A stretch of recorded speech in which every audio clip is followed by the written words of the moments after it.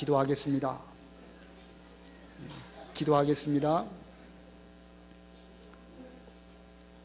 산과 들에 온갖 나무와 곡식들을 친히 길러주시는 하나님께서 우리 교회와 우리의 가정에 하나님의 자녀들을 보내주시고 저들을 어려서부터 하나님의 말씀으로 잘 양육하도록 은혜를 베풀어 주신 것 감사합니다.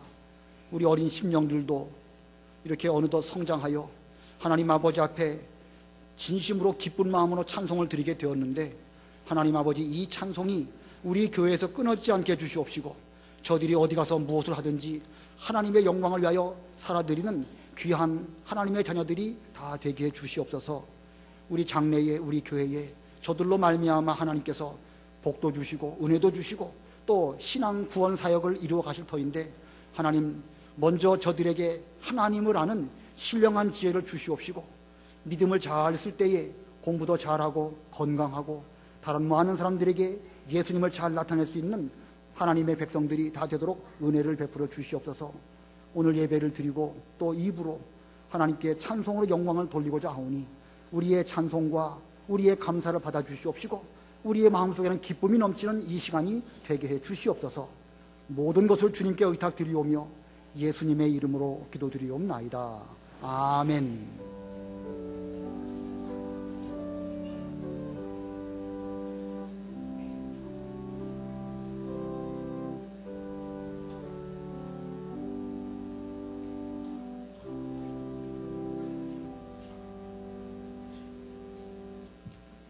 하나님의 말씀은 창세기 4장 1절입니다. 창세기 4장 1절.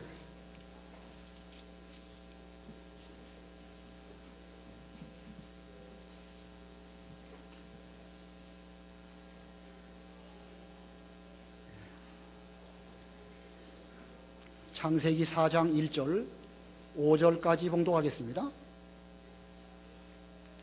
아담이 자기 아내 하와와 동침하니 하와가 임신하여 가인을 낳고 말하기를 내가 여호와의 도움으로 남자아이를 얻었다 하였다.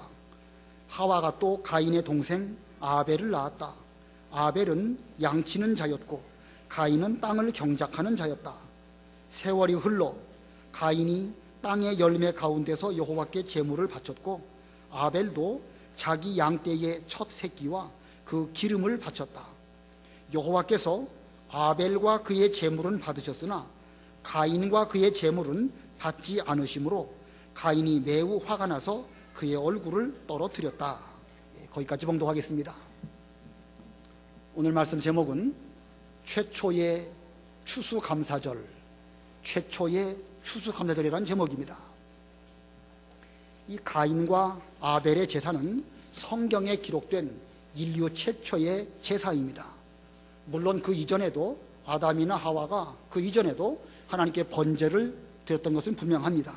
그러나 성경에 기록된 바에 의하면 최초의 제사는 이 아담과 하와의 두 아들 가인과 아벨이 드린 바로 이 제사입니다. 이 최초의 제사를 문맥적으로 본다고 하면 한 해 동안 베풀어 주신 하나님의 은혜에 감사하면서 드린 제사로 해석할 수가 있습니다.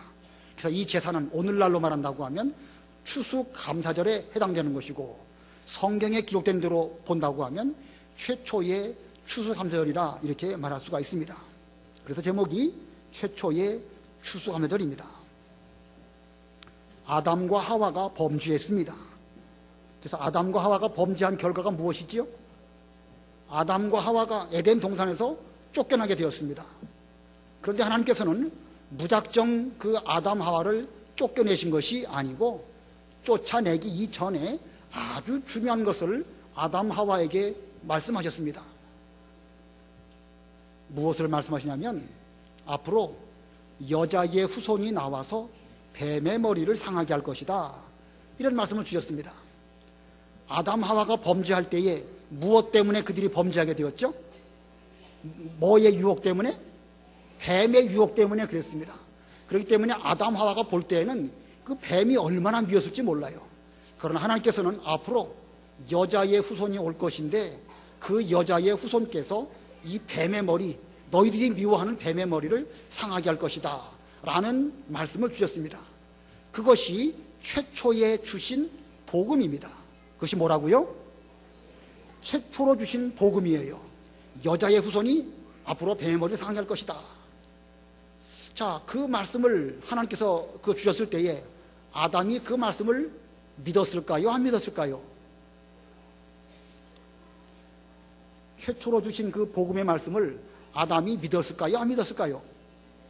믿었겠죠? 근데 믿은 증거가 뭐예요? 아마 이 아담 입장에서는요, 그 여자가 자기에게 선악과를 먹으라고 그렇게 말만 안 했으면 그 선악과 안 먹고 에덴 동산에서 쫓겨나지 않았을 수 있었을 터인데, 그 여자가 자기에게 그걸 먹게 했기 때문에 처음에는 그 여자가 미웠습니다.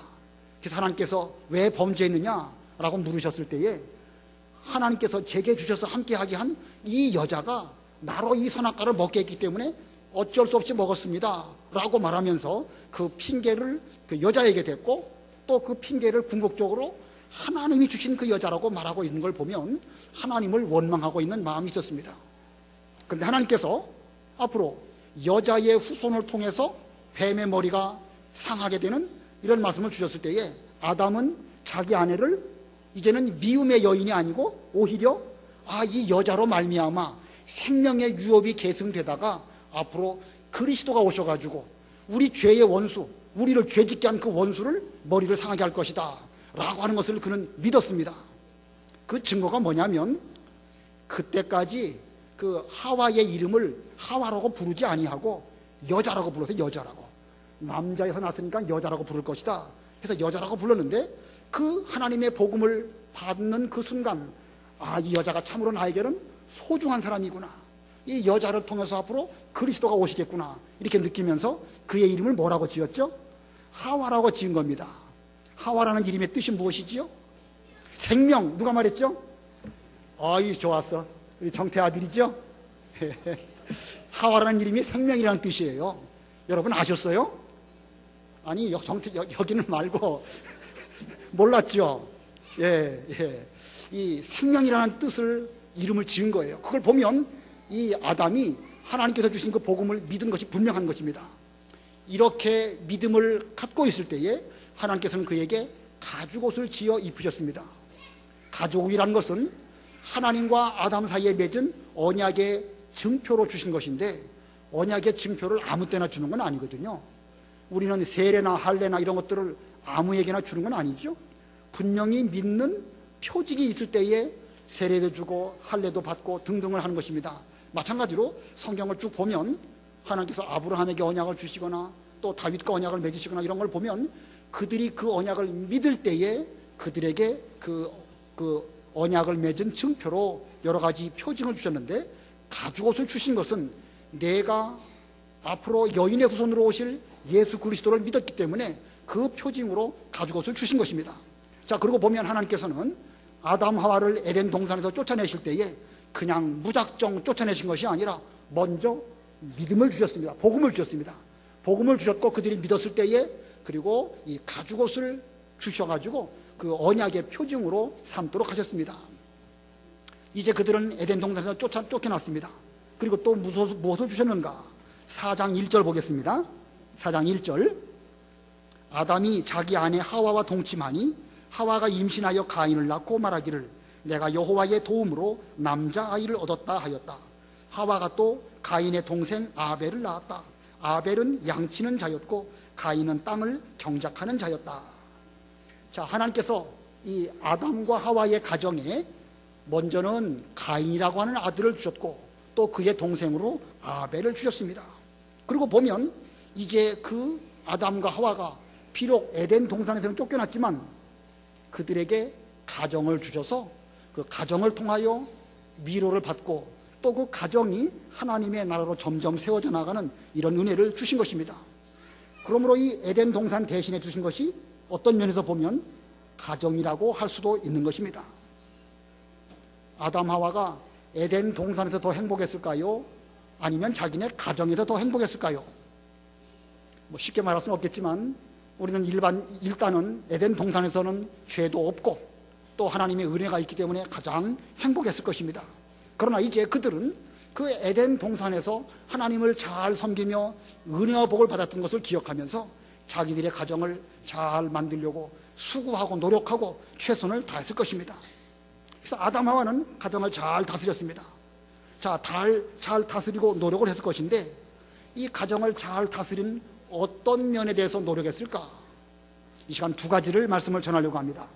어떤 면으로 아담 하와가 노력했을까? 첫 번째는요, 부지런히 일하도록 가르쳤습니다. 뭘 가르쳤어요? 그렇죠. 부지런히 일하도록 가르쳤습니다. 아담이 에덴 동산을 잘 다스리고 경작하며 지키게 했습니다.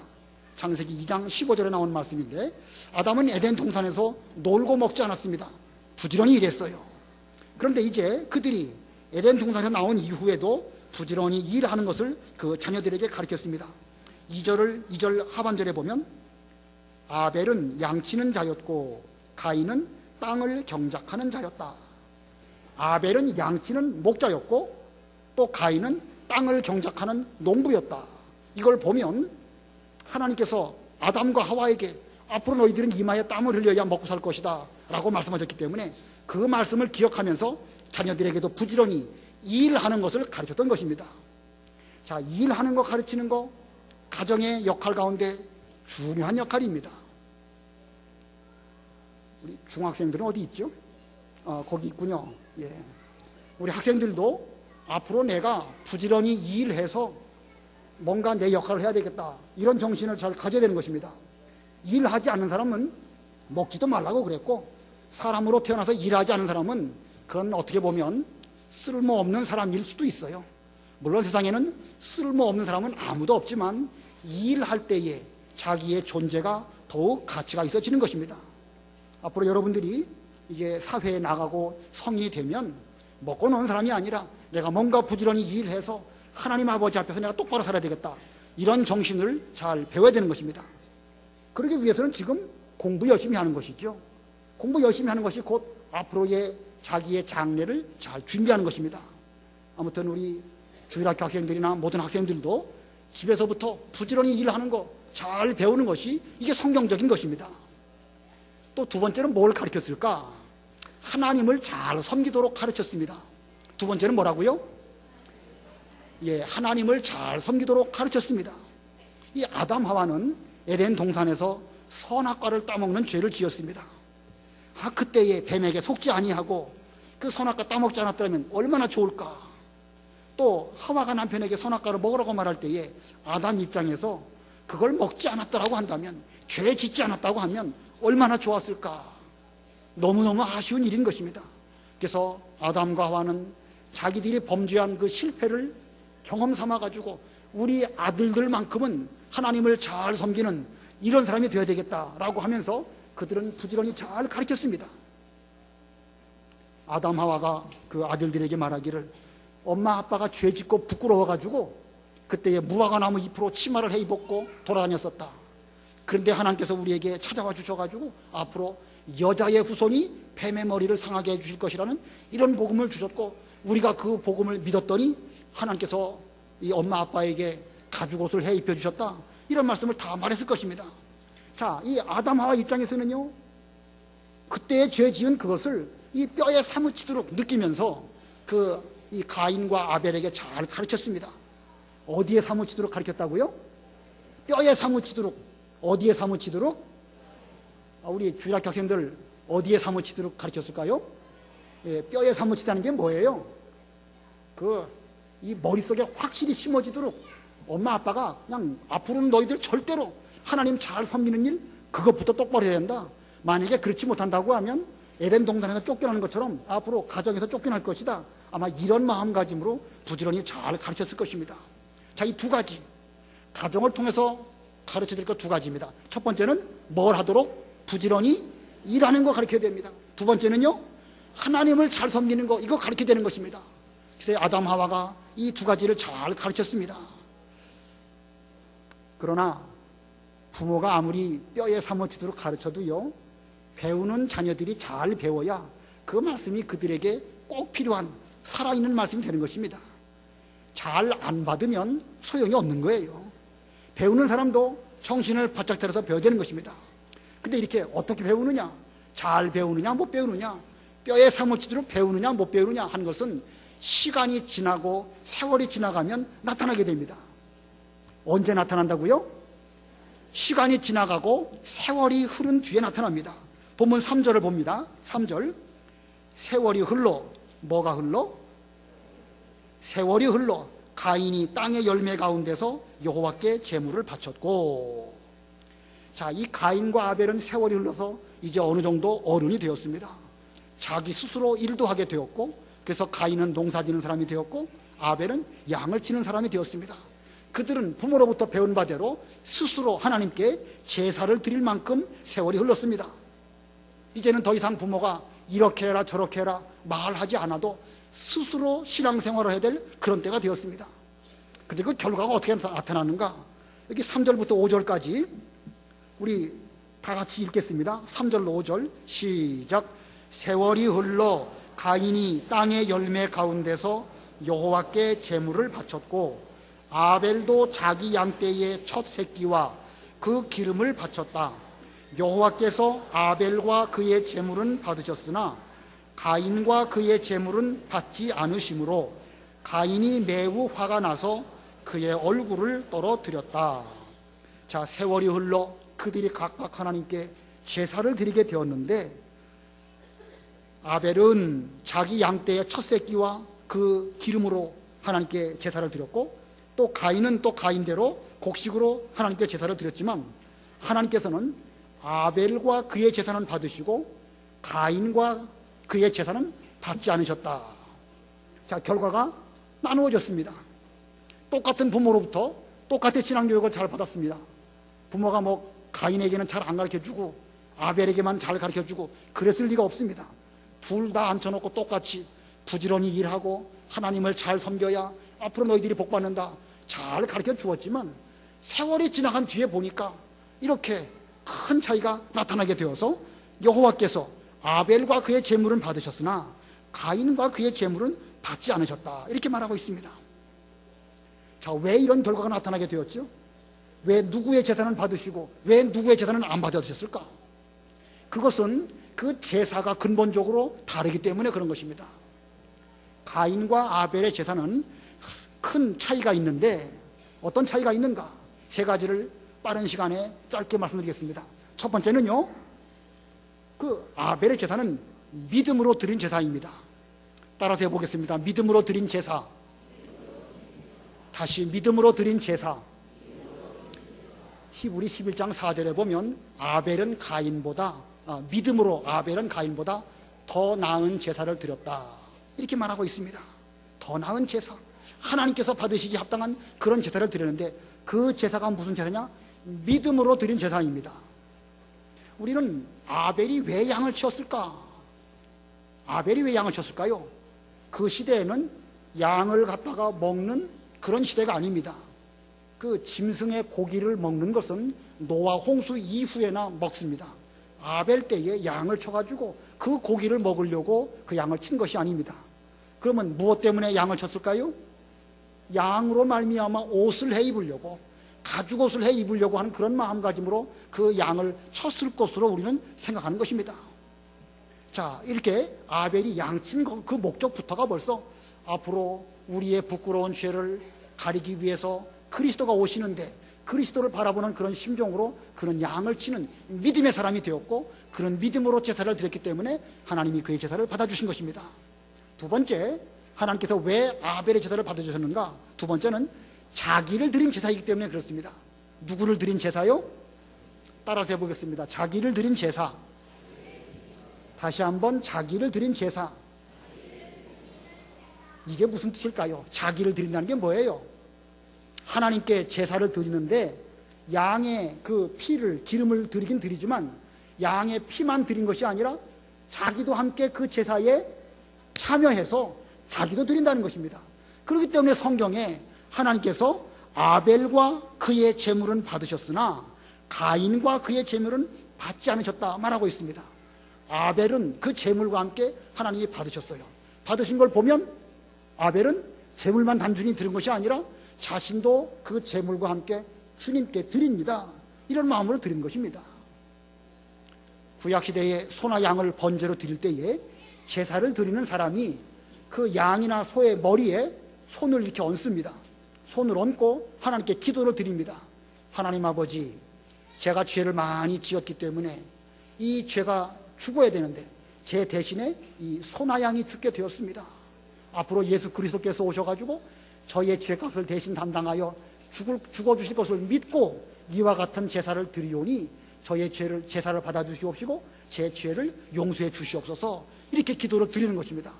그거 보면 제사를 드릴 때에 단순히 소 한 마리, 양 한 마리 가지고 제사를 드리는 것이 아니라 자기도 그 제사에 함께 참여하는 것입니다. 그래야 그 제사가 올바른 제사인 것입니다. 아벨과 그의 제사는 받으셨지만 가인과 그의 제사는 받지 않으셨다라는 걸 볼 때에 자기를 함께 그 제사에 드렸기 때문에 하나님은 그 제사를 받으신 것입니다. 세 번째 이유는요, 아벨의 제사는 정성을 드리는 제사입니다. 무엇을 드리는 제사요? 예, 정성을 드리는 제사. 따라서 해보겠습니다. 정성을 드리는 제사. 다시 정성을 드리는 제사. 아벨은 하나님께 번제를 드릴 때에 양으로 제사를 드렸는데 양 중에서도 양의 첫 새끼로 드렸다고 그랬죠. 양떼의 첫 새끼와 그 기름을 바쳤다. 여기서 말하는 첫 새끼, 첫이라는 게 무슨 뜻이죠? 첫, 처음 난 것이라는 뜻도 있고 처음이라는 뜻은 가장 좋은 것이라는 뜻도 있습니다. 영어로 말하면 첫 번째가 뭐라고 그러죠? The first. first라는 말은 첫 번째라는 뜻도 있지만 가장 으뜸되는, 최고로 좋은 그런 뜻도 있습니다. 그래서 이 아벨은 하나님께 양으로 제사를 드릴 중에도 그 중에 가장 좋은 양이 무엇일까 살펴서 제일 좋은 것으로 드렸습니다. 가인은 어떻죠?